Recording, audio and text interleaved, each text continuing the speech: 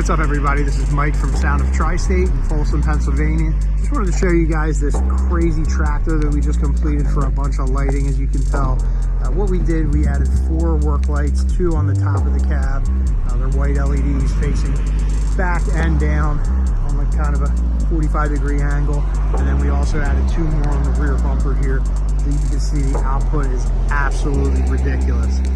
Tons and tons of light. That way these guys working on the side of the road, they can see what they're doing. Obviously a ton of strobe lights. We added the roof light on the top. It's a 40-inch amber LED bar. We added lights on the back corners. See how ridiculous this thing is. So we did strobe lights on the back and on the corners. That way, you know, the whole back of the vehicle, you can see the width when it's on the side of the highway. We added 2 lights on the sides of each side of the cab. So you can see one down here on the bottom, and then also the one right up here. Front of the grill, we did 4 more amber and white LEDs. You can see this thing is absolutely ridiculous.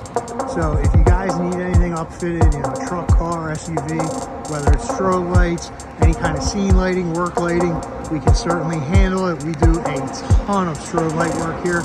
So anything you guys need like this, please give me a call, 610-328-0301. Thank you.